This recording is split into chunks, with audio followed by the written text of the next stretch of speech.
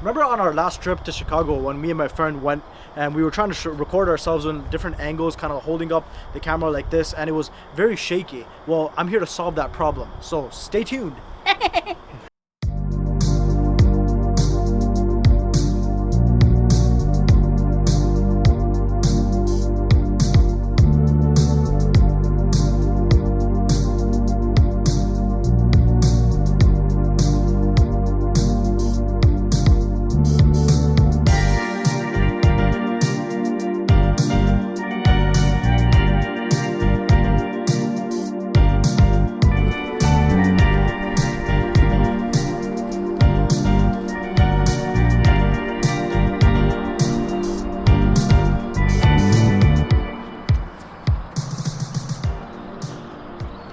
So as you guys can tell from all the footage that I am using a stabilizer finally. I have gotten myself a gimbal, and the gimbal that I've gotten for the Sony ZV-E10 is the Zhiyun M3-S. Now I'll be honest about this review, just stay tuned till the end if I like the Zhiyun M3-S or not, but the difference between the M3-S and the M3 is just a quick release plate. And I believe you can lock on to all the different types of adjustments that you can make, the pan, tilt and everything. I think you can lock that on to the M3 and the M3S, but the major difference is the quick release plate. And also the battery for this one is 7.5 hours versus the M3, which is 8 hours. But I finally got the stabilizer, and in my opinion, I think this stabilizer, from using it just for like 2 days, I can already tell you that this is probably not the stabilizer that you want to get. And I have 3 reasons on why that is. Reason number 1 is that the battery is not really 8 hours. They say, or 7.5. They don't really mention that it can drain out really quickly within a matter of, I would say, hours, but not necessarily 7.5 hours, or at least that's my particular model. Maybe I have a faulty model, but I have figured out from using it from 4 o'clock to 7 o'clock, it's only been 3 hours and my gimbal's already dead. That's reason number 1. Now reason number 2 is that I don't think this gimbal is built for heavy cameras, and of course I'm using the Sony ZV-E10. It's not a heavy camera, but as soon as I start to attach the Sigma 16mm heavy lens or any other heavier lens and the microphone on top of that, or a external video light, then it's going to start getting heavy on the left side of the camera specifically, because the lens is on the left side, the attachment for the cold shoe mount is on the left side, so anything that I attach on is going to be on the left hand side, and it's going to give you an uneven shot. So I know some of you guys might be thinking, what if you just calibrate it and balance it up? It should be fine, right? Well, I did that several times with all my attachments on.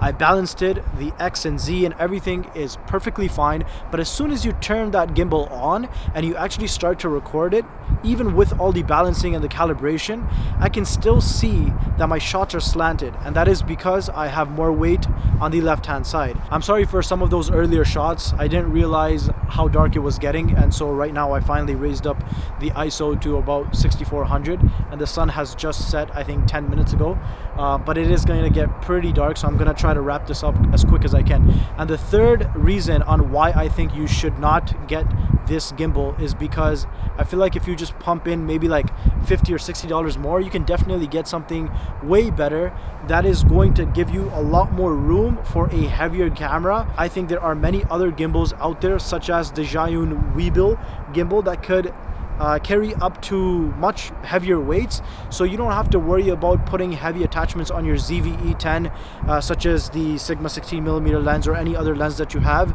a microphone or an external video light. You can even put a cage on your camera, and still the other gimbals are going to stabilize it better than the Crane M3 or the Crane M3S. So I'm just giving you guys an honest opinion. If you guys still want to get this gimbal, I'm still gonna leave a link down in the description below. It is a great gimbal for the Sony ZV-E10 or the ZV-1 if you're not using heavy attachments, but if you are, then I recommend you not getting this gimbal at all. Alright guys, we did find a temporary solution, which is holding a phone flashlight on for now.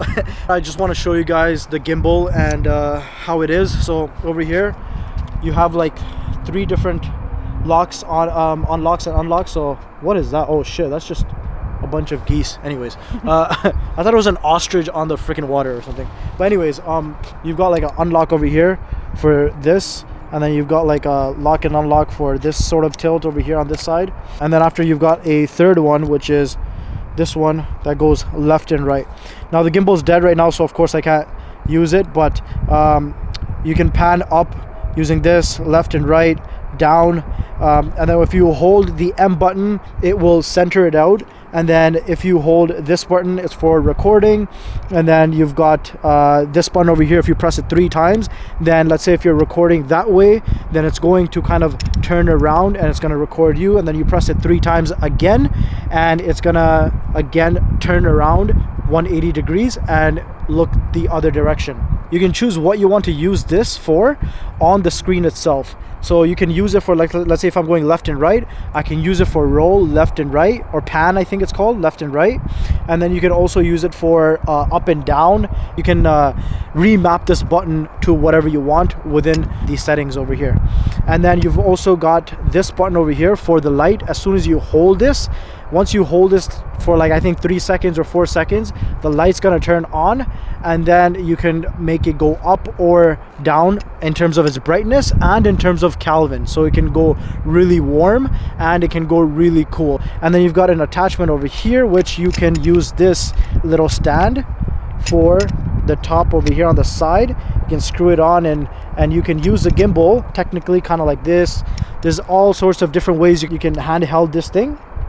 But yeah, generally this is how the Crane M3-S is, and this is the faceplate for the Crane M3-S. But we're gonna end off this video, and these were my 3 reasons on why you should not get this specific gimbal if you have heavy attachments on. I think you should really just opt for the Weebill 3 or I think the Weebill 3 Pro or S. I'm not sure what the term is, but those gimbals are going to be slightly more expensive. But if you're going to be pumping in hundreds of dollars, you might as well get something bigger and better that has more room for a camera with heavy attachments, and it's not like giving you slanted shots and everything. So until next time, guys, peace out. And if you guys have any questions regarding this gimbal, leave them down in the comment section below, and I will try my best to help you guys out. Peace.